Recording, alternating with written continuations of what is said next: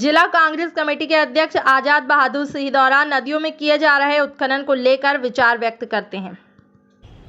मैं जिला कांग्रेस कमेटी अध्यक्ष आजाद बहादुर सिंह आज आपके सामने उपस्थित हुआ हूं उन बातों को लेकर जो आज जिले में बिल्कुल प्रासंगिक बनी हुई है। पूरे जिले में एनजीटी के गाइडलाइन के तहत 15 जून के बाद किसी भी प्रकार का अवैध खनन नहीं होना चाहिए। इस बात को लेकर लगातार अवैध उत्खनन के मामले को लेकर हमारे ब्लॉक कांग्रेस कमेटी के अध्यक्ष, मंडलम कांग्रेस कमेटी के अध्यक्ष और अन्य कांग्रेस जन कई बार इन बातों को, मुद्दों को उठाकर जिला प्रशासन को और जिला कांग्रेस कमेटी ने जिला प्रशासन को ज्ञापन दिया, लेकिन उस ज्ञापन और अल्टीमेटम का कोई असर दिखता नहीं है।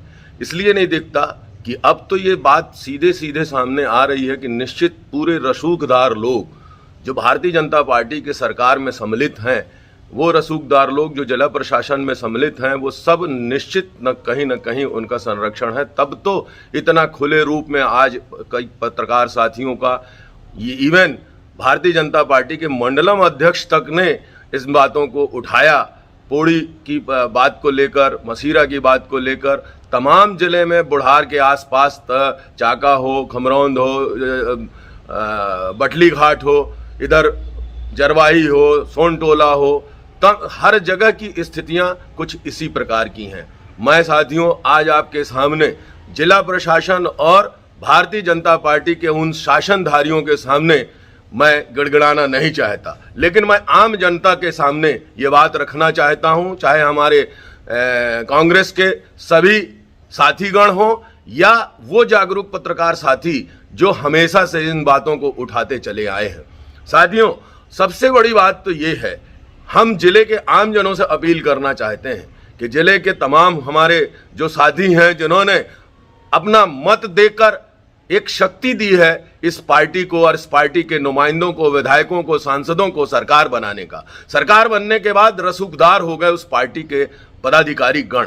मैं इन बातों को फिर से आपके सामने रखना चाहता हूं कि आप ही ताकतवर हैं। आपके मत से, मतदान से वो आज ये सरकार बनी और भारतीय जनता पार्टी ताकतवर हुई, लेकिन शोषण किसका हो रहा है? आम जनों का, जिसने मतदान किया है। तो आपने मतदान देकर क्या गलती की है?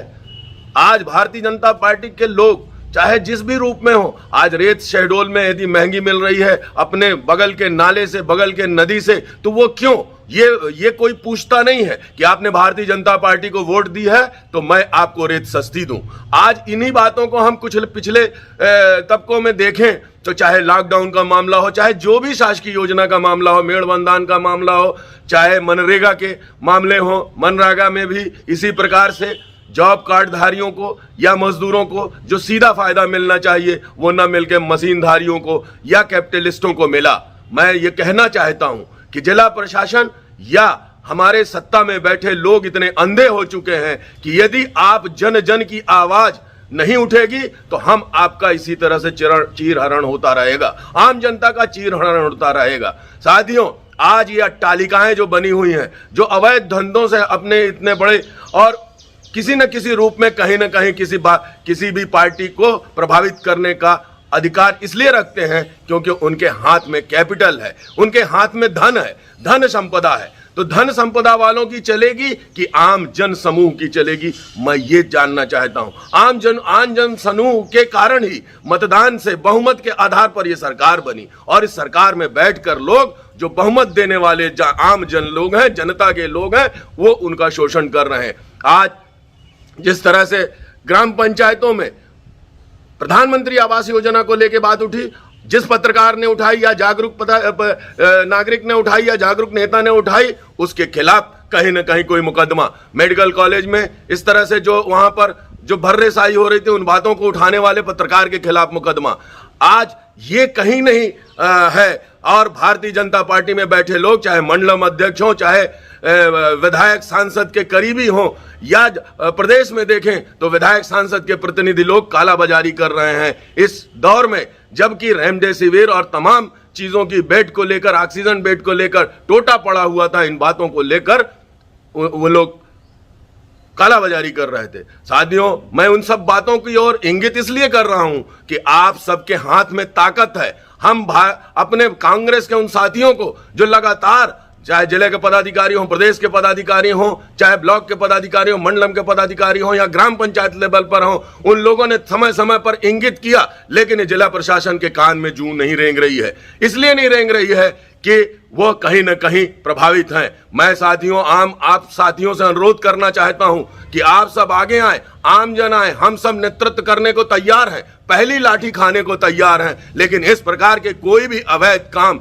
चाहे जिले का कोयले का अवैध काम हो, कबाड़ का काम हो, चाहे जट्टा सट्टा जुआ हो या रेत का अवैध उत्खनन, आज मुद्दा है रेत का अवैध उत्खनन जी, जो एनजीटी के गाइडलाइन के विरुद्ध भी 15 तारीख के बाद भी आज लगातार कई चैनलों में आपने देखा होगा, कई अखबारों में ये बातें उठी कि 100 गाड़ियां पौड़ी, मसीरा, बटली घाट, बुढ़ार, चाका, तमाम जगह ये सारी बातें गाड़ियां लग रही हैं और डायरेक्ट सीधे नदी से रेत निकाला जा रहा है। इसको रोकेगा कौन? इसका आदेश, एनजीटी के आदेश का पालन कौन कराएगा? मध्य प्रदेश सरकार कराएगी या जिला प्रशासन? यह बात प्रश्न चिन्ह है। लेकिन मैं आपसे एक बात निवेदन करना चाहता हूं कि आम जनता इसमें जब तक नहीं सामने आएगी तो आम जनता का इसी प्रकार से शोषण होता रहेगा। आपने मतदान करके सरकार तो बनाई, लेकिन मतदान करके सरकार बनाने से, चाहे आज व्यापारी वर्ग हो, चाहे आप किसान वर्ग हो, चाहे आम जन हो, कर्मचारी हो, सबका शोषण हो रहा है। आज ये बताइए, जीएसटी में जो शोषण होता है, जीएसटी में जो पेनल्टी लगती है, क्या व्यापारियों से पूछा जाता है कि आपने भारतीय जनता पार्टी को वोट दिया है? लेकिन उनके ऊपर पेनल्टी होती है। आज व्यापारी वर्ग इतने दिनों से परेशान था। मैं इस लॉकडाउन के दौर में मैंने ये महसूस किया कि यदि व्यापारी प्रतिनिधि, चाहे उसका पदाधिकारी, यदि भारतीय जनता पार्टी या किसी विचारधारा का व्यक्ति अध्यक्ष होगा तो वह पार्टी के, सरकार के अनुसार, मंशानुसार ही काम करेगा। तो मैं आम सभी लोगों से यह अनुरोध करता हूं, चाहे यह व्यापारी वर्ग का संगठन हो, चाहे किसान मजदूर का संगठन हो, यहां पर लोग, निर्विवादित लोग सामने आए जो किसानों के हित, व्यापारियों के हित को सोचते हो। आज आम जनता को रेत महंगी मिल रही है, इसका दोषी कौन है? इसके दोषी यहाँ के जनप्रतिनिधि हैं जिन्हें आपने वोट दिया है, चाहे वो विधायक हो, सांसद हो, और इनकी वजह से जो सरकार बनी उसके नुमाइंदे के, पार्टी के पदाधिकारी हो।